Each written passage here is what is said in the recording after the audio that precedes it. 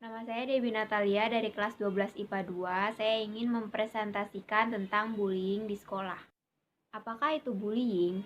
Bullying adalah perbuatan tidak baik yang dilakukan oleh seseorang atau lebih kepada orang lainnya. Perbuatan tidak baik yang dimaksud bisa berupa hal-hal yang menyakiti secara fisik, seperti memukul, mendorong, dan lain-lain. Bisa juga menyakiti secara verbal, misalnya mengejek penampilan, menghina kemampuan, dan masih banyak lagi. Yang A, faktor penyebab terjadinya kasus bullying di sekolah. Yang pertama, penampilan fisik. Ketika seorang anak memiliki penampilan fisik yang dianggap berbeda dengan yang lainnya, para bully dapat menjadikan bahan untuk mengintimidasi anak tersebut. Yang kedua, ketidakpedulian antar sesama. Teman-teman yang tidak peduli, orang tua yang tidak peduli, bahkan guru di sekolah yang tidak peduli, korban akan terus merasa tertindas, bahkan bisa berakibat bunuh diri. Sedikit rasa perhatian yang diberikan kepada anak-anak bisa menjadi secerah harapan bagi mereka untuk hidup lebih kuat dan percaya diri. Yang ketiga, fenomena geng dan ikut-ikutan teman. Fenomena geng dari dulu memang sudah merajai dari zaman dahulu kala. Namun, saat ini fenomena geng ini banyak digunakan sebagai ajang menunjukkan kekuatan dan kekuasaan dari geng tersebut. Dalam kasus perundungan, korban yang dibully adalah anak-anak yang mempunyai perbedaan dengan anak lainnya. Si pembuli akan merasa kepuasan tersendiri ketika sudah melampiaskan kekesalannya. Teman-teman lainnya kebanyakan sulit membela karena menjadi korban juga. Yang B, jenis pelanggaran hukum yang dilakukan untuk bullying di sekolah.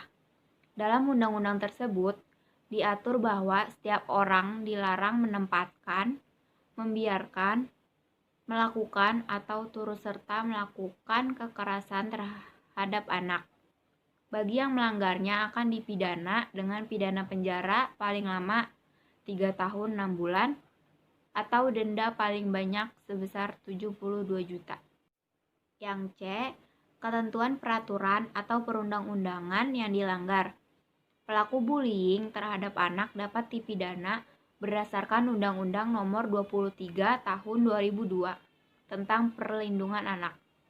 Pasal 80 Undang-Undang 35 Tahun 2014 yang pertama, setiap orang yang melanggar ketentuan sebagaimana dimaksud dalam pasal 76C, pidana dengan pidana penjara selama 3 tahun 6 bulan atau denda paling banyak 72 juta rupiah.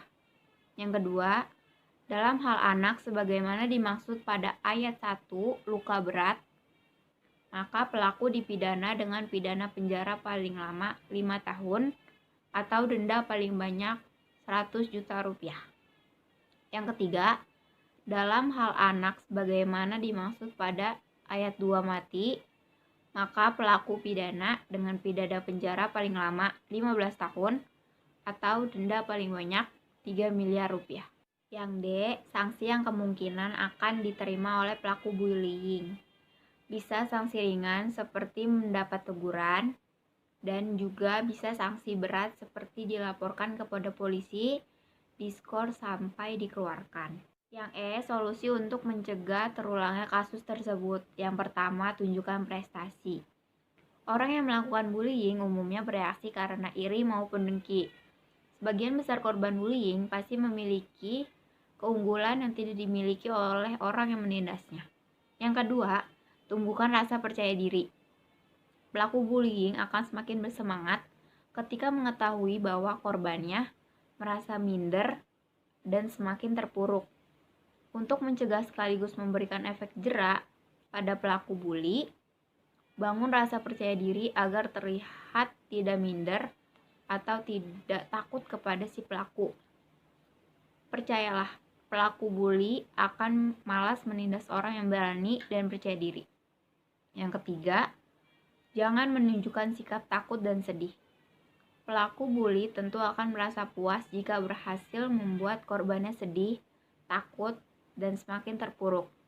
Cara mencegah bullying yang paling efektif adalah tidak menunjukkan sikap takut atau sedih di depan pelakunya. Jika kamu terus berkonsisten menunjukkan sikap seperti ini, maka pelaku bully lama-kelamaan akan mundur karena takut. Sekian presentasi dari saya, kurang lebihnya mohon maaf. Terima kasih.